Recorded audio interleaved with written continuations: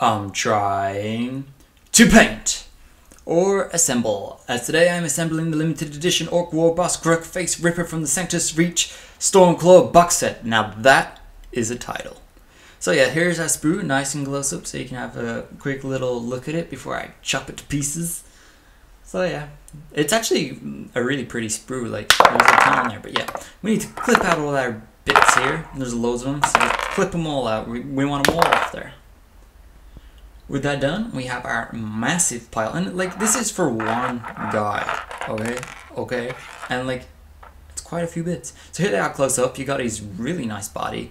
He's like pretty beefy, you know. He looks tough. We got his back here, it just goes on there. And then we got his little pair of pistols with his boss pole, and he's got these little bombs at the bottom. Stick bombs, that's right, isn't it? Yeah, stick bombs. And then we got his shoulder pad, nicely like already like marked out and stuff. We got his whole gun in one arm piece thing here, and it's got like combi rockets. We got his little Paraclaw with its special buzzsaw that gives him the Paraclaw with the shred special rule, which is actually pretty good for a Paraclaw. It's better than your normal ones, obviously. Then we got his tongue and throat piece that goes inside his face. This is the face of evil, okay? Like, and then this one here, this is the face of cuteness. Cause look at him, he's so beautifully sculpted. Like I just love this squig. Like if I could marry a squig, it would be this one. And then we just got like the two halves of his body and stuff. So I want to start by cutting off these lumps from where I clipped him from the sprue. Don't use the knife towards your fingers. I mean, I always do, but I always like bleed everywhere, you know? It's not a good idea.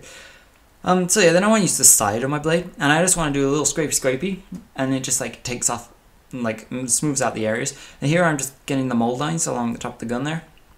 And just again, scrapey. They come off like straight away. It's really easy. Everyone should do it. Mold lines, don't leave them on.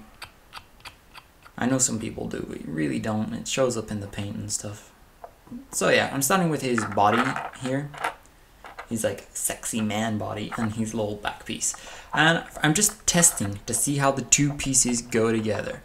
And as you can see, first test, kind of like it did not work so neatly. And like it's pretty awkward, like to get that perfectly lined up. That's why we test. If there was glue on this, I would now have glue everywhere. So always test your pieces. So I want to start by putting glue on. So I like put a little bit of glue on the inside there. That's just to like get the glue coming out, and obviously it doesn't matter if you get glue there. And then a bit of glue around the edges, and it's just a matter of like lining them up, pushing them together, giving them a little squeeze and holding it for a few seconds, and they will bond nicely. Then I'm moving on to his face. And I gotta search my massive pile of bits, and I'm just looking for this. And like again, I'm testing it because it's an awkward two pieces. I want to make sure I know how they go together, so it's just the tooth goes through the mouth. Pretty simple. So I put a bit of glue inside his head here, and then I just pop on his tonguey piece straight on through there, and it looks a little bit like this when it's done. So now I'm moving on to his big rocket combi shooter arm piece thing. And as you can see here on his shoulder, it's like really like an odd shape. Like it's like sculpted to perfectly like fit and lock in the gun arm in a certain way. So I put a little bit of glue around the shoulder piece here, and then the gun arm just literally, it just sits on. It's a really neat fit, like it just sits there. And I just hold it for a few seconds, and that's that like in place. Then I'm moving on to his shoulder pad. And as you can see, there's like a hole on his body and a little nubbin on the underside of the shoulder pad. So obviously it's a really easy fit to go together here too. So I just put a bit of glue around the hole, put on the shoulder pad in place, and it literally just, that's it. It's in place. Really easy. You get a little top view. You get a little bit of glue come out the top like that there, and you can just like quickly swipe your finger across before anything starts to melt together, and it's fine.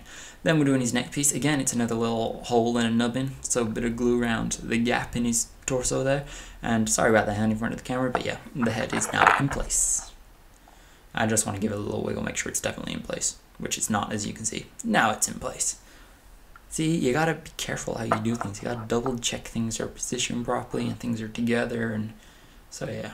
The Paraclaw, As you can see, I may have already glued the two parts of the claw together. It was really simple. Again, it was just nubbins and holes. And I didn't actually mean to do it off cam. I thought I was recording, but it turns out I wasn't. So yeah, again, it's another shoulder thingy where it just sits in together. It has this wire, which also goes onto his lower part of the body.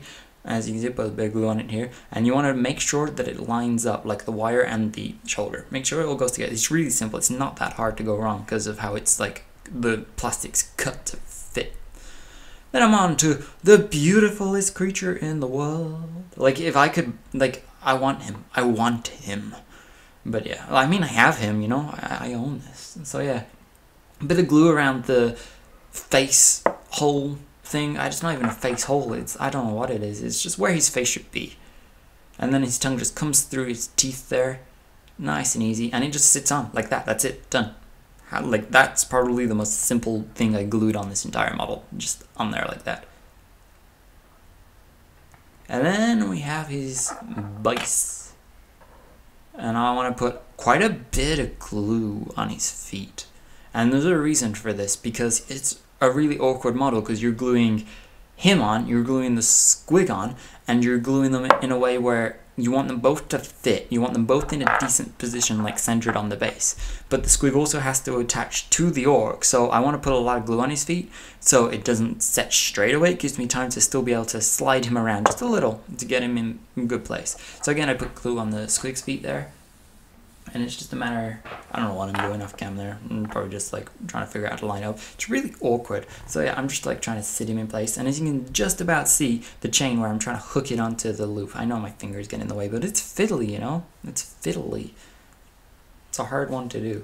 So yeah, I just like try and line up, try and twist it, try and wiggle it. The problem here I was having was that the squig wasn't going flat on the base. So it's like you have to shuffle the orc a little bit, try and line up the chain again, try and get the squig, and as you can see, he just rolls away, because that's what squigs do, because they only got 2 legs and no arms.